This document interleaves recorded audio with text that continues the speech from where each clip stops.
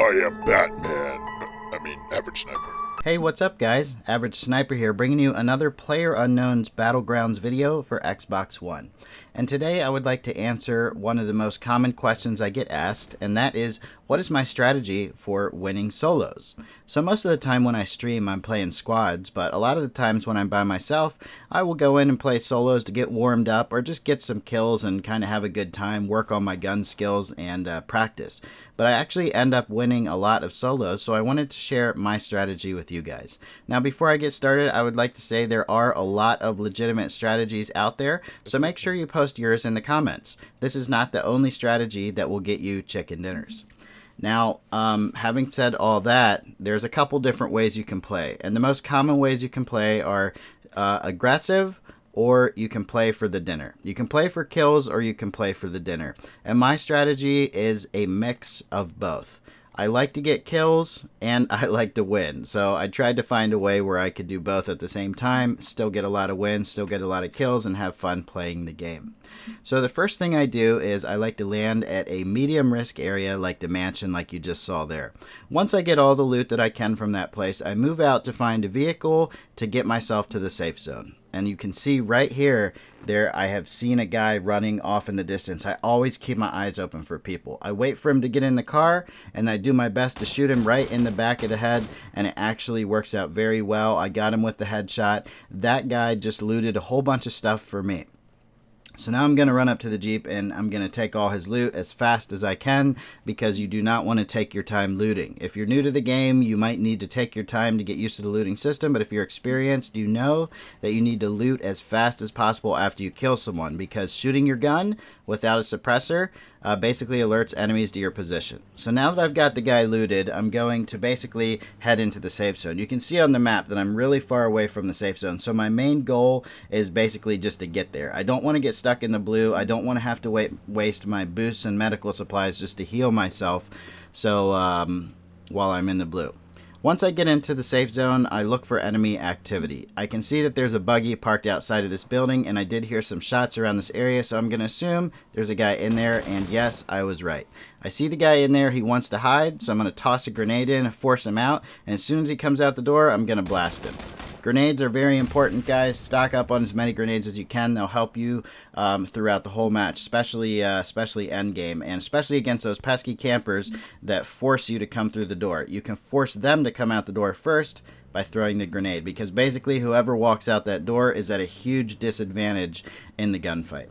Once I'm done with that, I will kind of drive around in the circle and look for trouble. This might be something you want to avoid if you are solely going for the chicken dinners, but I can never avoid a good car chase. And I'm always looking for more loot, and the best way to get loot is to kill people that already have it, because after the first 5 to 10 minutes, almost every major place on the map is going to be looted. High risk, low risk, medium risk. You'll be lucky if you find a sniper tower that nobody's been inside, especially in solos. So I kind of drive around and I look for kills, and if I get in a car chase with somebody, I try and get up beside them and spin them out, kind of like you would do in real life if you wanted to get somebody to stop or crash their vehicle.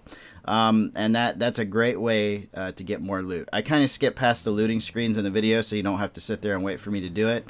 But once I get finished looting, I'll immediately start driving to the next place and examining how many people are still left. This guy I intentionally hit. I heard him coming.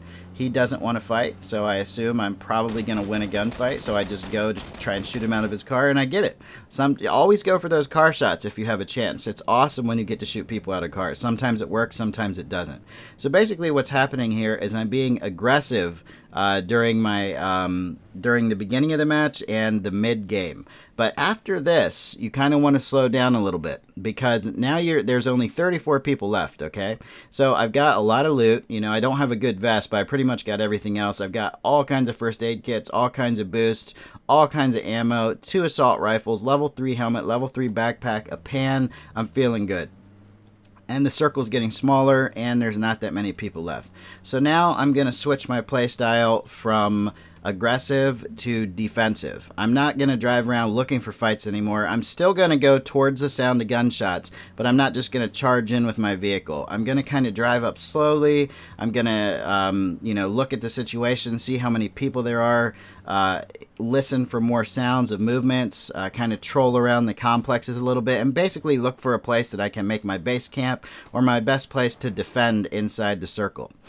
So I pulled up to these buildings and nothing happened. I heard some shots, but the guys were just hiding inside. The last thing you want to do is charge a building if you don't know where the guy is.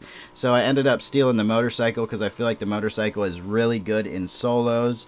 It's really hard to get shot off a motorcycle unless you're driving directly at somebody without swerving or anything.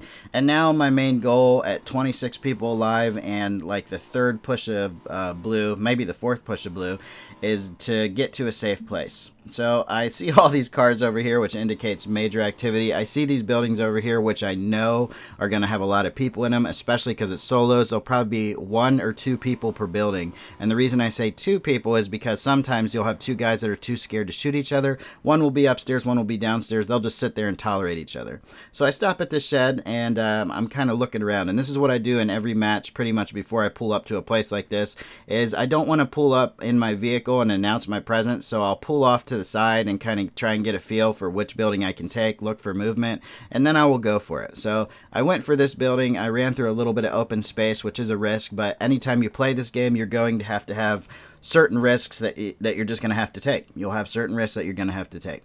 So now that I get in this building, there's all kinds of activity. I can hear cars, I can hear people in the other buildings, I can hear shots close to me. And the point is, I'm not running to engage any of them because for every gunshot and car I hear, there's another one that I don't.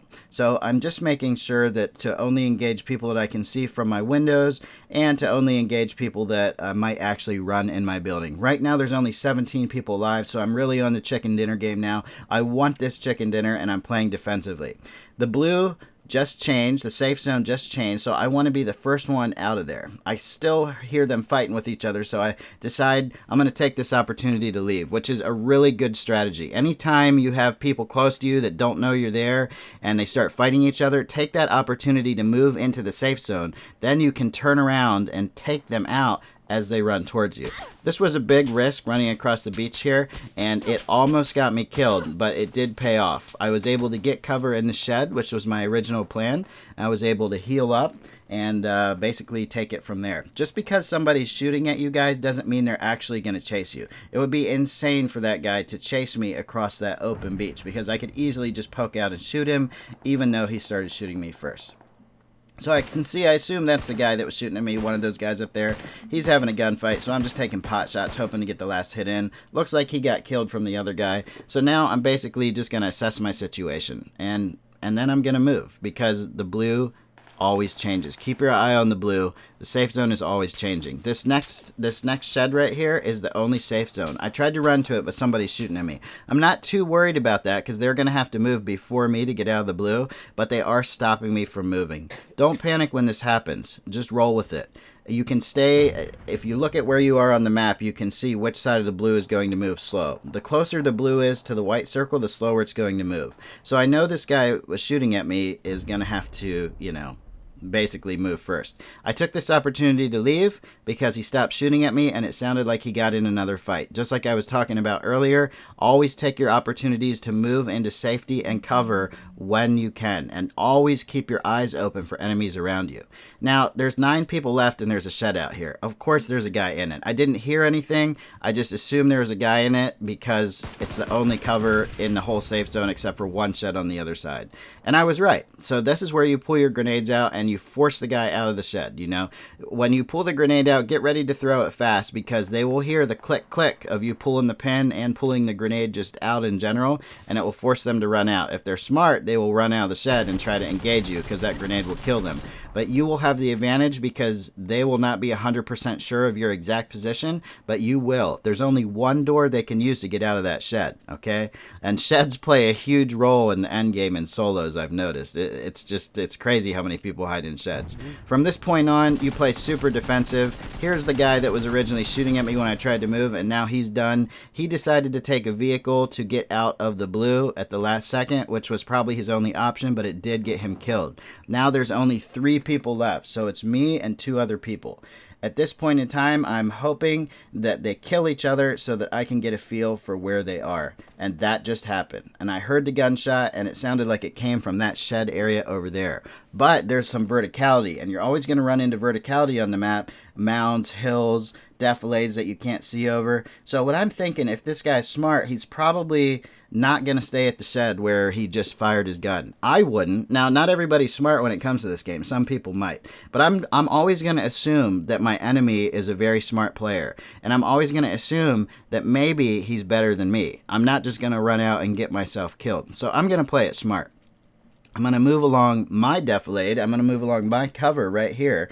And just to see if I can get a feel for where he is. Because when it's a 1v1 situation, you want to be the first one to see him. And there he is, doing exactly what I thought. He is a smart player. He's running from the shed to another location. Now, after this, he does make some pretty bad choices, but that's because I'm harassing him here. I don't know why some of those shots missed. I feel like some of them should have hit, but that's this game. That's just this game. The aim has to be exact in this game. I don't know. So I know where the guy is. I feel pretty confident, and I was very surprised when he got on his bike here.